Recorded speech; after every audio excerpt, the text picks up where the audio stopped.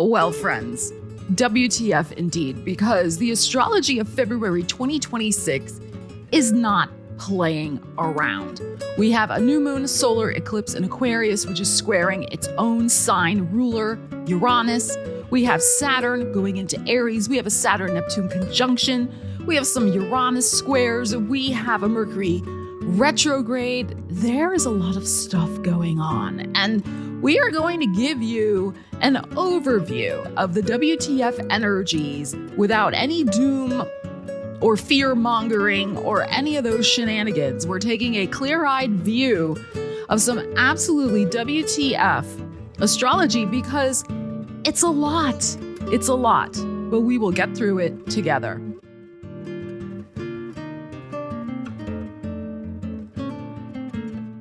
So welcome to the channel, or welcome back. Thank you so much for joining me in today's episode of Coffee and Cosmos, where without doom scrolling hype, we are going to get an overview of the major astrological energies to be aware of in the month of February. Now, this is not everything. These are the things I think are probably most important, and I will be doing specific videos diving deeper into some of these things. So stay tuned to the channel, subscribe, all the things so you don't miss those episodes coming up. And yes, we have the coffee, we have the cosmos, and we have the Bobby.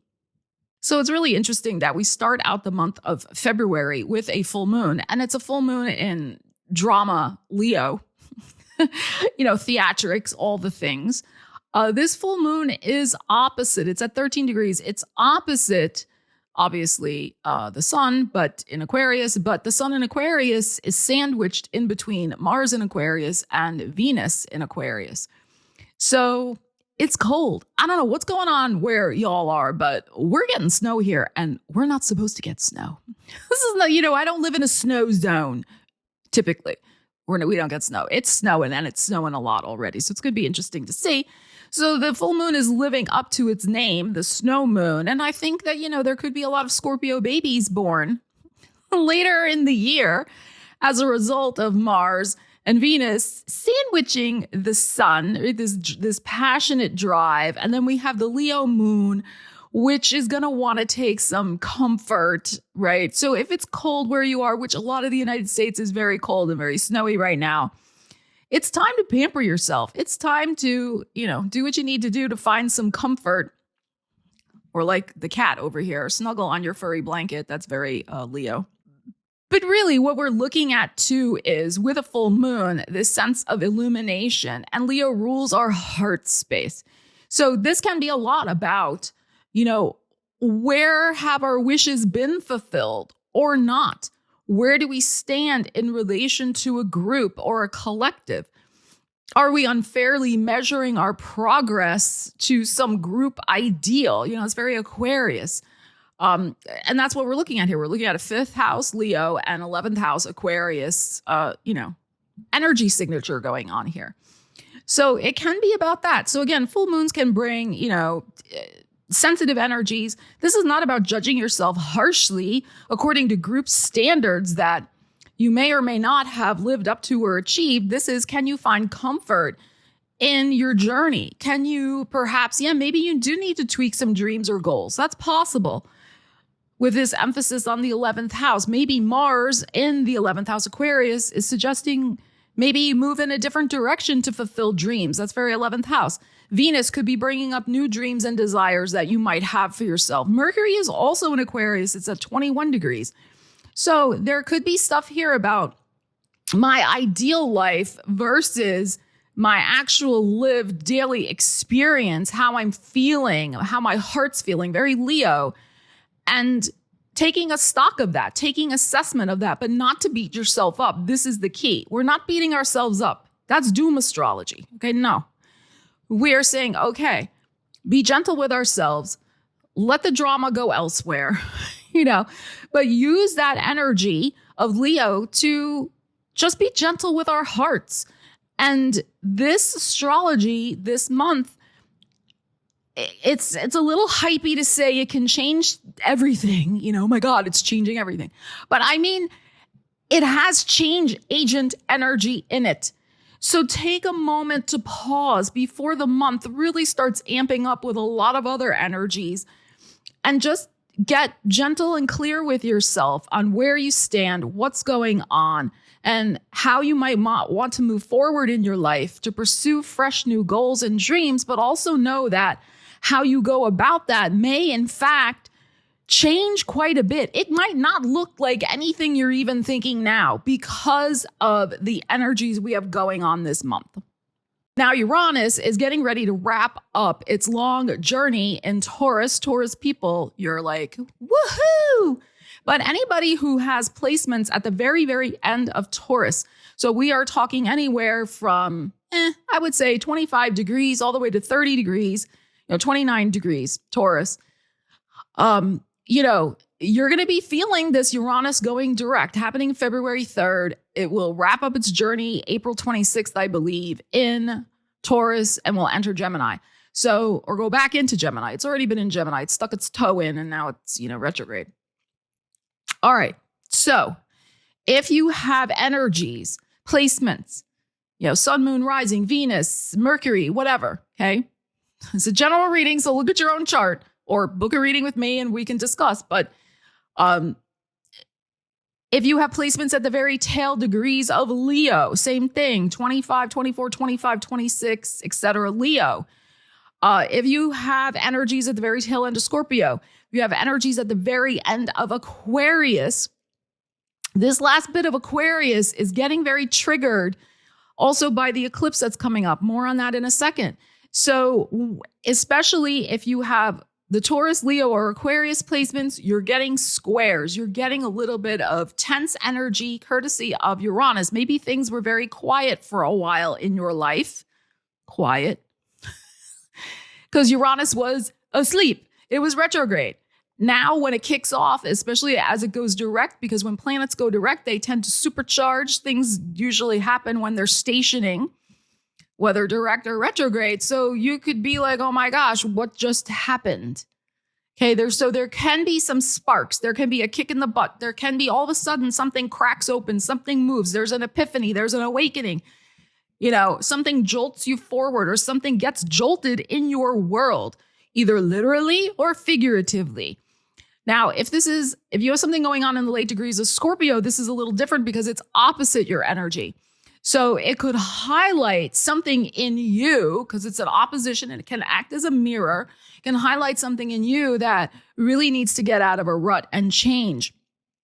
And there could be, when we have an opposition, this energy of like, yeah, I better balance that.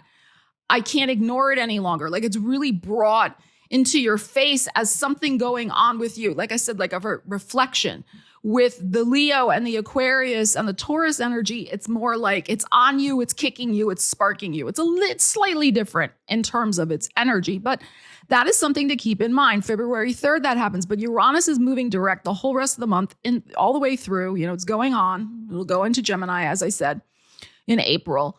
And it's going to be a player. It's a major player in the energies this month. I'm not going to detail every Uranus square that's going on, but it is very important in terms of the solar eclipse, which I'm going to talk about in a minute.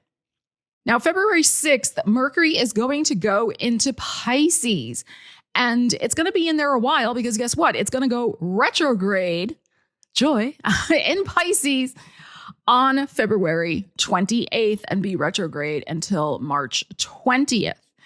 I don't really deal with shadow periods. I mean, you can if you want to. I'm not going to discuss that in this video. But I really want to draw a special note to the Mercury in Pisces energy. Now, this is not a dig against Pisces. This is just an observation. Pisces can be slippery. Mercury in Pisces brings out the trickster nature of Mercury. And I really want to highlight for you, when Mercury in Pisces is retrograde, please be extra aware and mindful. We're not being doomers here, but we're just having awareness.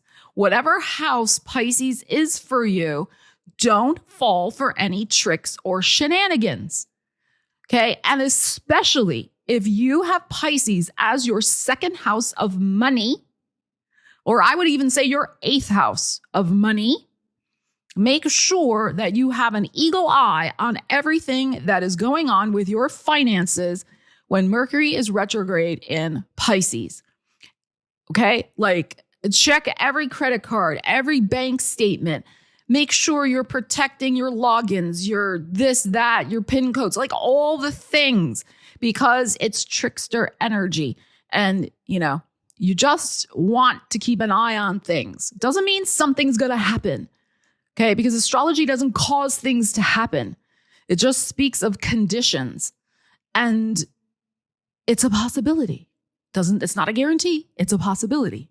So again, no doom mongering here, just awareness.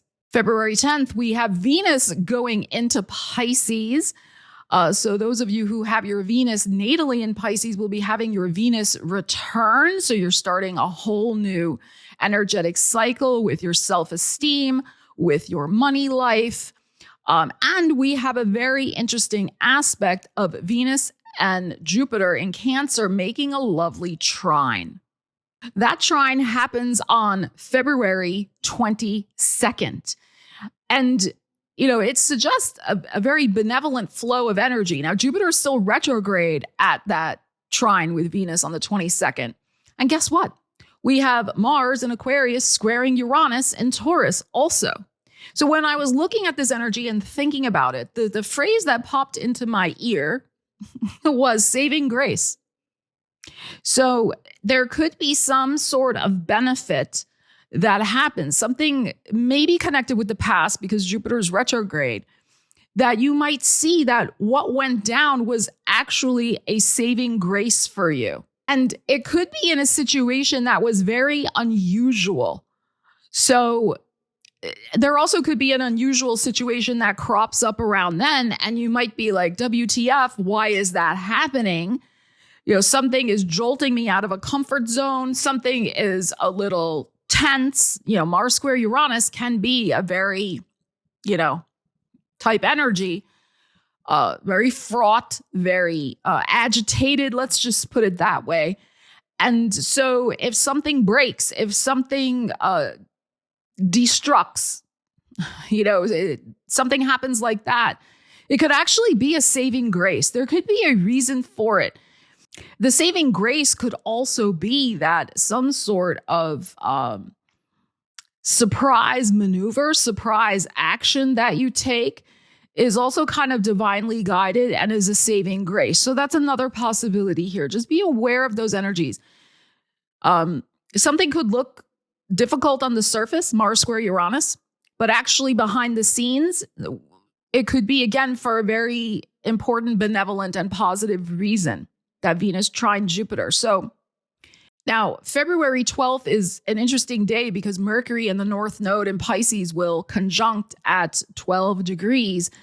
And this is the day before, approximately, depending on your time zone, when Saturn goes into Aries. And so Saturn's hanging out at that 29th critical degree, like it's in the last breath, the last gasp of Pisces. Saturn is. And so this is interesting because we've been dealing with the North Node in Pisces. It's Mercury. It's our mind. Mercury's about to go retrograde soon, right, in Pisces. So there could be things where we're kind of taking stock of the Saturn lessons that we've had the last 3 years as Saturn has gone through Pisces. There could be like, what did I learn? What did I learn about my direction going forward? Do I still need to course correct something at the last minute? That's possible. With that North Node Mercury energy, has my appetite for certain things shifted or changed? What about my personal growth, my commitments, my boundaries, like all of these kind of Saturn themes that we were working through with its transit through Pisces, its duties, its responsibilities. So this Mercury conjunct the North Node, February 12th, the last gasp of Saturn, we could be just taking stock of where we stand, quite literally. Where do we stand? Where do we want to go next? How is our mindset? Anything we still need to kind of clear up, resolve with certain commitments, duties, and responsibilities of the Pisces area of our chart. February 13th, 7:11 p.m. Eastern time here in the United States is when Saturn goes into Aries. Now, it might be February 14th if you live in Europe or elsewhere. So this is very interesting astrology happening on that day because guess what? The moon is in Capricorn on February 13th, which is Saturn's ruler. And it is opposite Jupiter retrograde in Cancer. So this is some intense and interesting energies. There could be reflections on the idea that dreams require responsibility. They require action. They require nurturing.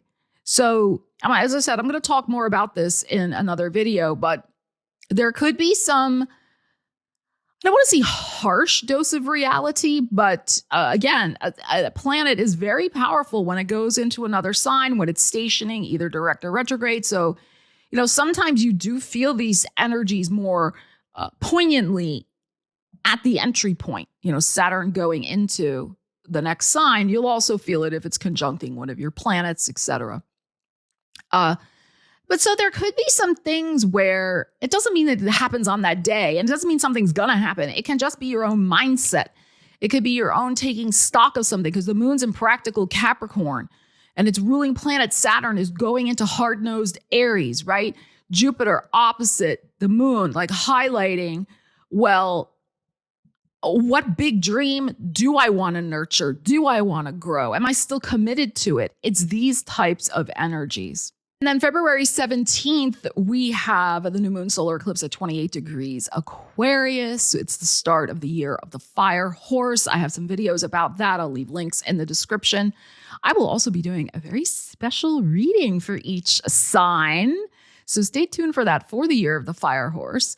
So the last time we had a new moon solar eclipse in Aquarius was January 26th, 2009. And what was interesting at that time is we had Saturn in Virgo at 21 degrees and we had Uranus in Pisces at 20 degrees, and they were opposite one another in the sky at that eclipse. And it's important because Uranus rules Aquarius, and it also, Saturn was also its ruler for a time, right? Uranus is the modern ruler of Aquarius.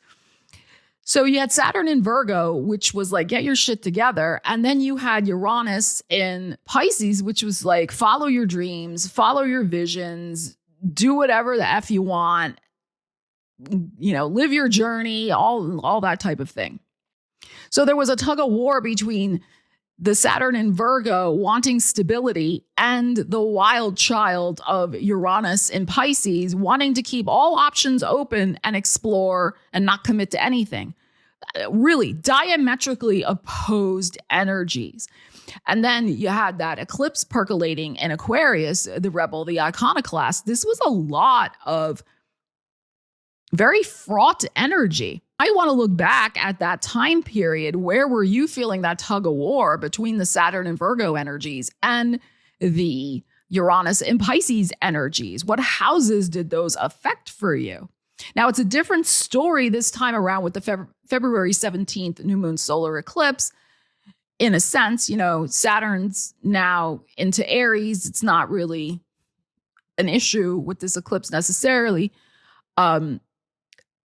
But Uranus is in Taurus. It's squaring the sun. So this is about some radical authenticity that's about to kick off. This can be radical self-disruption, especially when it comes to perhaps the Taurus area and or the Aquarian area of your chart. Excuse me. Too much coffee today. In fact, let me take a sip. And we know that eclipses disrupt. A new moon solar eclipse can, yes, plant a big new seed, but it can also disrupt and take something out of your life that is inauthentic, so that the next seed you plant is more aligned and more authentic for yourself. And with Aquarius, there's usually something radical in the sense of being super different, super inventive, super outside the box, rebellious, inventive. not the usual status quo, in other words. And, sometimes we're not comfortable with Uranian energy, especially when we're talking about the fact that Uranus has been disrupting Taurus, a sign that would just like things to just, go along calmly and nicely. Okay. So this eclipse is a disruptor.